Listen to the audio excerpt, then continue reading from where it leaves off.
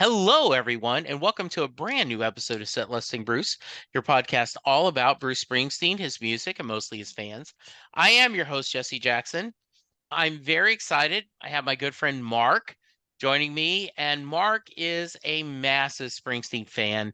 Emailed me, said, "Hey, Jesse, I'd love to be on the show." So, Mark, welcome to the show. Thank you so much for having me. I'm so excited. Yeah, I can't wait to talk about, but we always like to start at the beginning. So tell me about growing up. What kind of music did your family listen to? And what did you grow up listening to? Oh man, we grew up on so much. My dad was big into 50s music because that was his era. So, Sam Cooke, Carl Perkins, Farron Young. He also had big into bluegrass, like Seldom Seen and Marty Robbins. Those were the big staples in the house. Oh, wow, that's interesting. Being a big 50s fan, I bet you heard a lot of Elvis Presley, Buddy Holly. I'm not familiar with those Okay, artists. okay, so he was going a little end way. All right, very cool. So how about you? As you mentioned loving Bruce, can you remember when you first discovered Bruce and what about him spoke to you? It was on a trip to the Jersey Shore because I grew up in New Jersey, and I believe it was a cassette that my parents had, and they put it on while we were driving, and they just played over and over again. And there's certain songs that just stuck out to me. So this was early to mid '80s, and there's a couple songs that just really stuck out and just I absolutely love and have become my favorites, and they're just so nostalgic for me. Two Hearts and True Waltz Time, The Time That Never Was. Those are just two of the most amazing songs. Wow, those are a little lesser known. Yeah, because I'm thinking like if this is 84, maybe 85. Yeah, exactly, Yeah, exactly. he was on the radio a lot. You were you Hmm. hearing him much on the radio?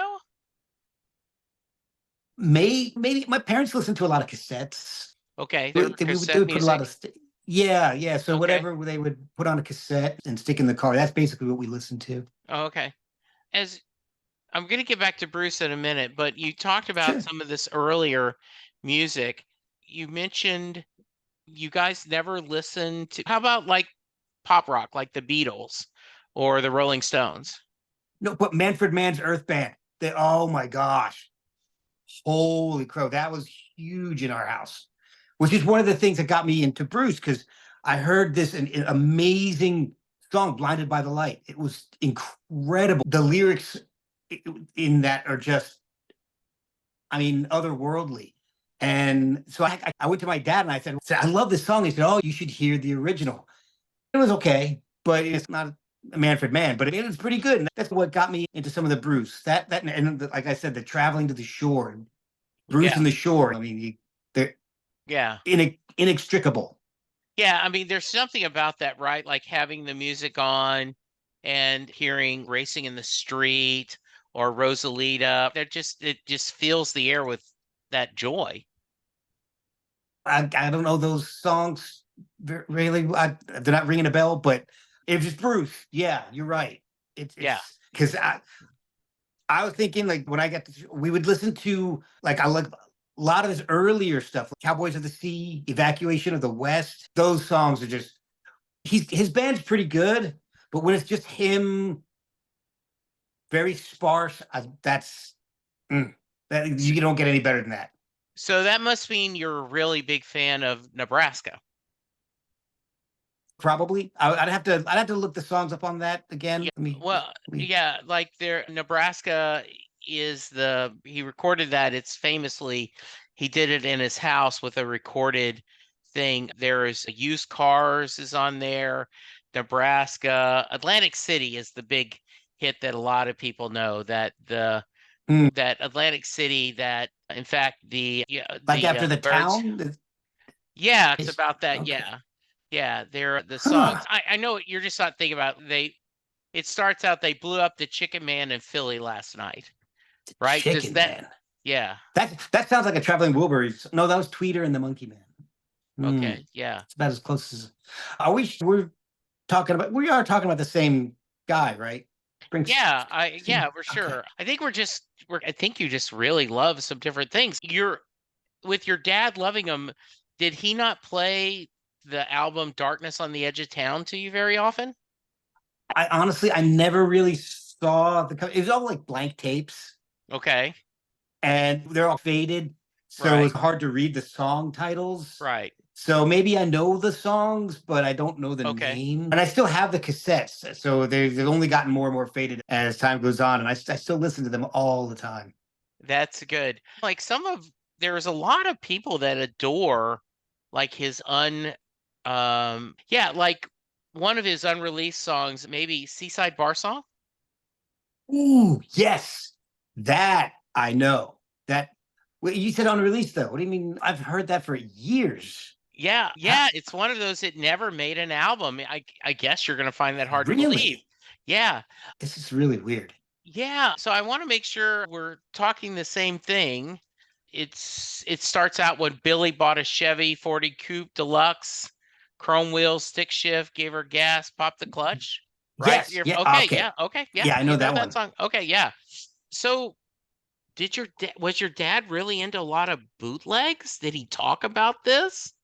He didn't, but he didn't really talk about things in the past all that Okay. much. He grew up in Jersey, in around Jersey City, and he said he did a lot of traveling with some musicians and stuff, but he really never went into it. We'd ask, and he'd take a drink of his whiskey and Yeah. yell something, and then shut the door, and then we just sitting there. I get it. Okay, Okay.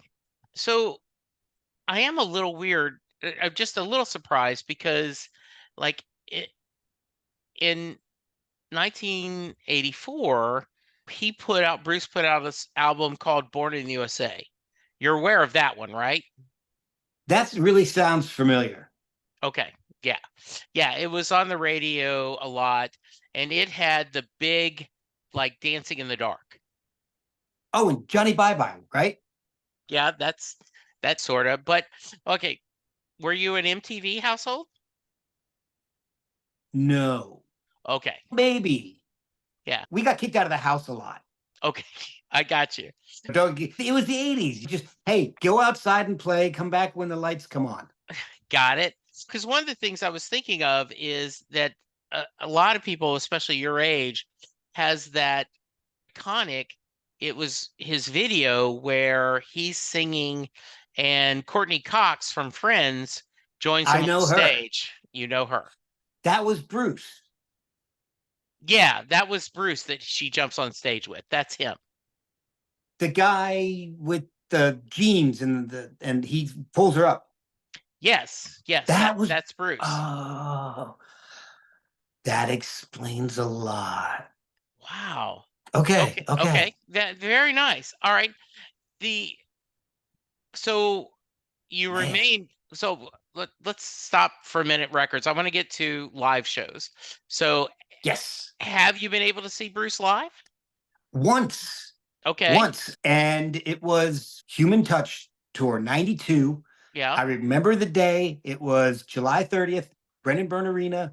I know the set list because I looked it up. Okay. But from what I've heard, it's considered one of his greatest shows ever. Because that's a little surprising to hear because the Human Touch is often called the other band. Have you heard that phrase before? I was, man, I heard it as the better band. Oh, interesting. I don't know too much about the band before that, but when I saw them in '92, I was blown away. It was just amazing. Okay. Unfortunately, Um, that's the only time I've been able to see him.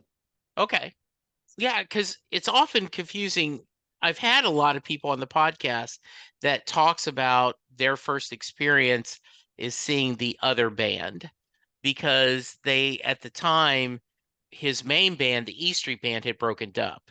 So you are aware of the E Street Band, correct? That yeah, I knew there was a letter. It was on the tapes. It just said Bruce Springsteen. Okay. That Yeah. so. And Mark, I agree with you. Nowadays, I think people don't understand. Nowadays, it's very easy. You go to Mr. or Mrs. Google, you type in the song title, you get lyrics, right? Yeah, But back exactly. then, it was like you had to go, if you bought the album, you had to look at the album cover. And cassettes, they're so small, even if it was a factory cassette, there's not a lot of room to see lyrics. So, Right. yeah. So are you someone who would perhaps play the songs and then pull out paper and try to write the lyrics yourself?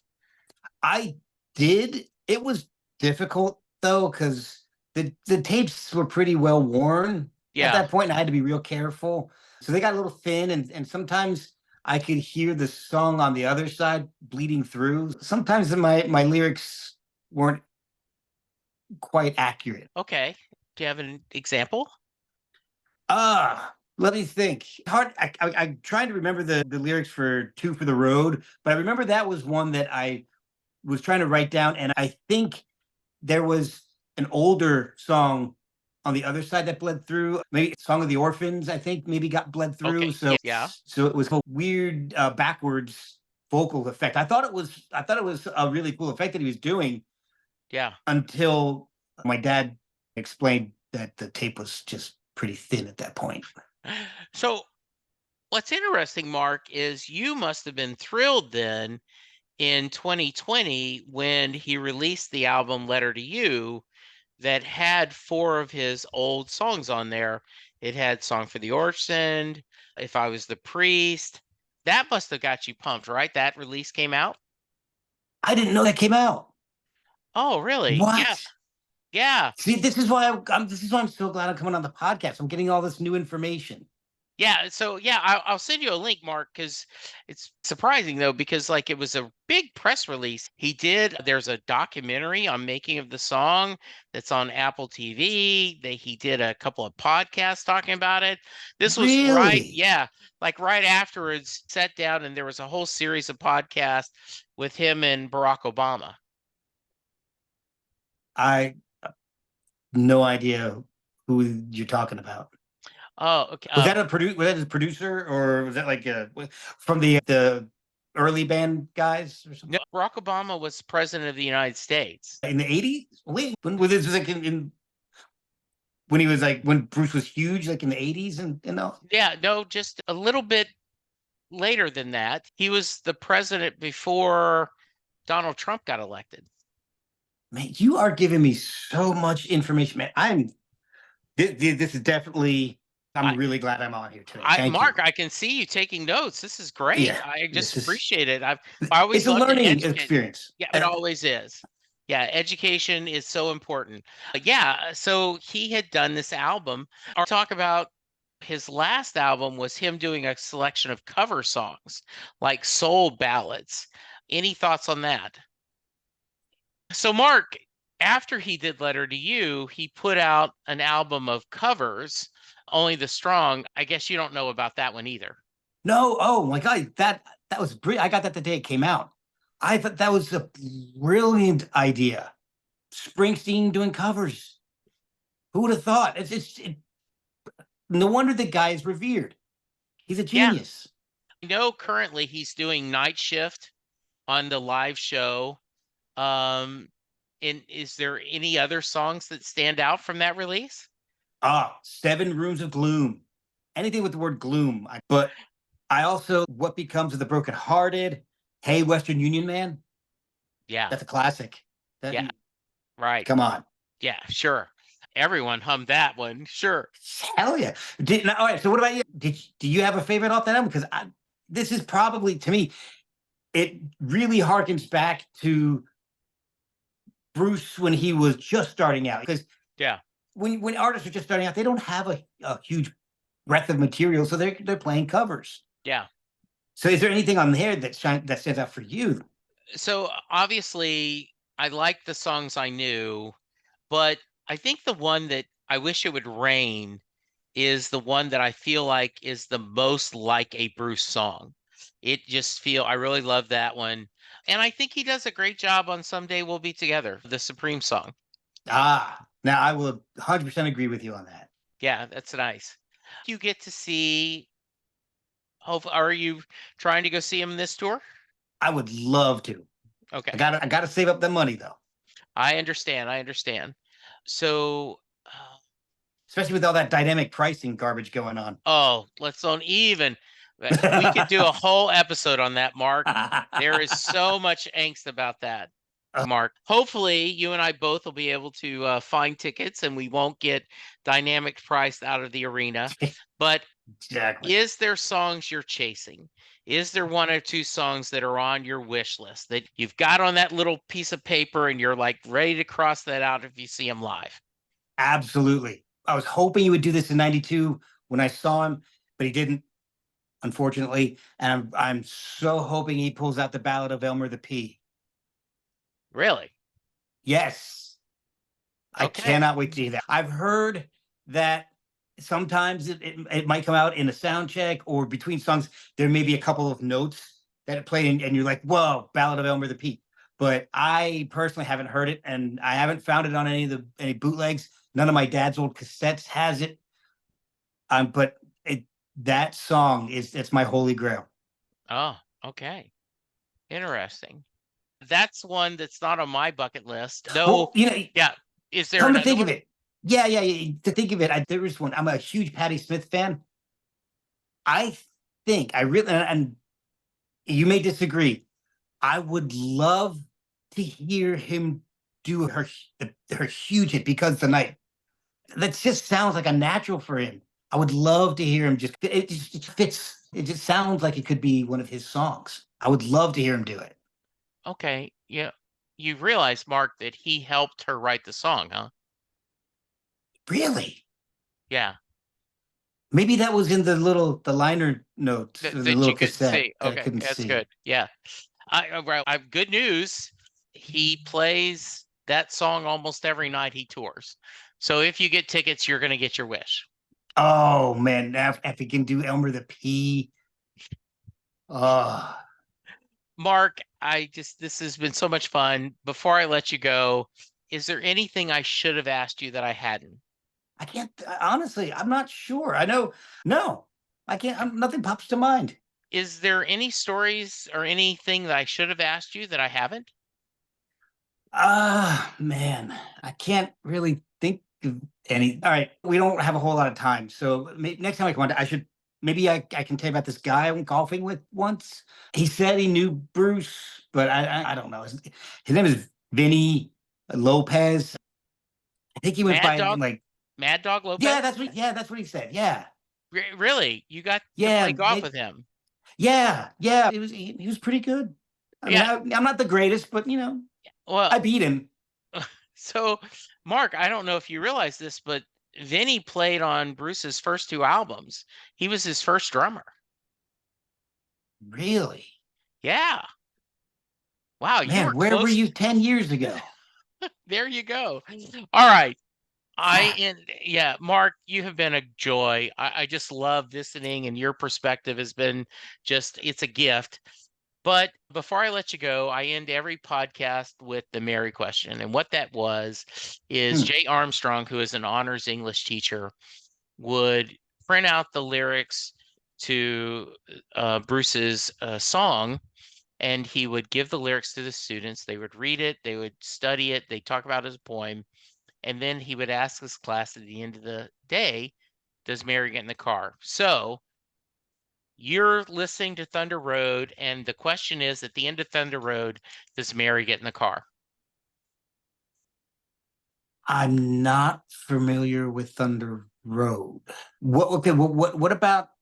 I hate to say I can't really answer that for you. You're sure that's a Springsteen song, right? Yeah, the debate is between Born to Run and Thunder Road are which of his two greatest songs. Oh, see, my question has always been in Zero and Blind Terry. What? How did Terry go blind? I thought it was like my theory is like bathtub gin, like it was really Okay. bad, like alcohol poisoning or something. It was that time frame, and maybe it was alcohol poisoning. Okay. That's just what I'm thinking. I'm gonna take that on. Maybe that's how I'm gonna start ending my podcast from now on. Okay. Would you mind if I use that question? Not at all, man. But my gift to you. That you are a giving man. If someone wants to reach you, how can they?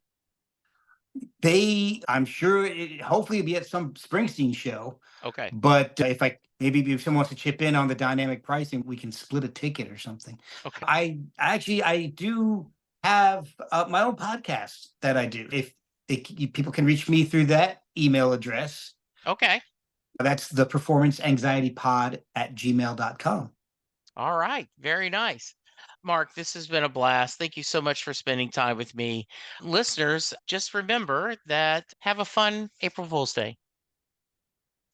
Mark, thank you so much for joining me. This is the third or fourth year I've tried to do an April Fool's joke episode, and you stepped in at the last minute. So please tell everyone a little bit about yourself and do talk about your wonderful podcast. Absolutely. Thank you. This was a blast. I really do appreciate it. My answer may not be too far from the truth, unfortunately. I did grow up in New Jersey. I did run away from Springsteen because it was the 80s and I was into heavy metal, and my parents and my little brother were into Springsteen. And so I just tried to avoid him as much as possible. But I have grown in an appreciation for him over the years. And I actually do really love his music. I'm not as educated in it as many people from New Jersey are at this point. And I did actually do see him on July 30th, 92. So that was real. So What's funny but is that is the other band, right? That a lot of yeah, people, yeah, that's funny. Yeah, not the Mark's better band. yeah, that was great. Mark is going to join me for a full episode. We're going to talk a little bit. We will talk about it. There's a lot of great stories that we shared before we hit recording, including how could you had to rebel. Your parents are Yeah. into Springsteen, your little brother's into Springsteen, you're into heavy metal, right? Yep. You had to reject that. It was required in the DNA. I had no choice. But Yeah. I just do have a huge, very deep love of music, and that's what got me started doing my podcast. I've been doing it for, I don't know, 5 or 6 years. I'm about to hit episode 400, so I'm nowhere near yours. So I bow to the master. But But 400 is a lot. yeah, I and they're all interviews, so yeah. So every single one is a conversation. And I don't want to say interview because it's not a bullet point thing; it's a yeah. conversation. Right. And that's what I try to do on this one as well, Mark. So why performance anxiety? That was going a lot of people asked me that, and it was going to be a through line, uh, and a way to get people on the show and interested in the show. Try to ask how, if they suffered from performance anxiety at all, or if they did, how they overcame it. And within the first 5 episodes, I think I forgot to ask every single person that. So I had already had the artwork done, I already had the name, the RSS feed. So I'm just like, it's staying. But we do actually talk about it with some guests who are gracious and kind enough to share their stories. I've checked out one or two episodes. I've enjoyed every one I've heard. I'm so glad that you're part of the Pantheon Podcast Network. Oh, And thank you. please go check out Performance Anxiety. We are going to have Mark on for a full episode. We'll go through things. Just as a hint, who are some of your favorite artists? Oh my God. Black Rebel Motorcycle Club, Mark Lanigan, Early, The Verve. So I go all over the place. Right now, I'm trying to think. One of my favorites just released a new album, David Eugene Edwards. So anything involving him. So 16 horsepower, Woven Hand. So I go all over the place, from metal to alternative country to uh, grunge. I grew up on grunge. That was my born in '73, so hit right at the perfect time. And I've been fortunate enough to have a lot of these people from my favorite bands on the podcast. Had guys like Alan Johannes. My goal is to get somebody from Led Zeppelin on, because I've circled every member at some point. I've had Jimmy Page's girlfriend on and his daughter. I've had John Bonham's sister on. I've had Robert Plant's son-in-law and John Paul Jones's bassist. But you all the peripheral, but none of the entree. That is great. Yep. If someone One of has a these days. contact, reach out to me. Yes. All right, Mark, thank you so much for spending time. As I said, We had another guest scheduled to join me to do our April Fool's episode. A family emergency came up. They felt horrible. I told them, don't feel bad about it. And Mark had reached out earlier in the process and said, hey, I'm not the biggest Springsteen fan, but I would love to join you. And so at the last minute, I emailed him and said, hey, Mark, I don't want you to think you're second fiddle, but I would really love for you to join me. And he did it with great grace and great honesty. And I just love it. Thank you, Mark. We're going to have you on. I'm going to hold off asking you the Mary question. Okay. Though I do think that's a great idea. How did Terry get blind? Maybe my follow-up question from now on. So Maybe. yes, yeah. So Well, I'm so thrilled to be the backup plan. yeah, I'm yeah. thrilled. No problem with that. So once again, tell everyone how to reach you, social medias, name of the podcast. Sure, it's the Performance Anxiety Podcast on Pantheon Podcast Network. You can email me at theperformanceanxietypod@gmail.com. I'm on X and Instagram as @performanceanx, and that'll have examples on Instagram, at least, of every episode that I've got artwork from every artist, every show I've got on, and we release a show a week. I think in the almost 400 episodes, I've missed 1 week. Wow. Yeah. Very So nice. it's a labor of love, and I have a very understanding and loving wife. Yes, I have the same thing. My wife, do you have another podcast tonight? Yes, I do. Thank you. Yes. Yep. All right. Mark, thank you. I appreciate it. Listeners, I hope you are having a great April Fool's Day. Welcome to, I guess we're officially in spring. Go check out Mark's podcast. Go give him some love wherever you get the podcast on iTunes or whatever podcatcher, and give them a 5-star rating because it really does make a difference to us. Mark, thank It you does. again. Listeners, be safe, be kind, and we'll talk to you soon. Goodbye.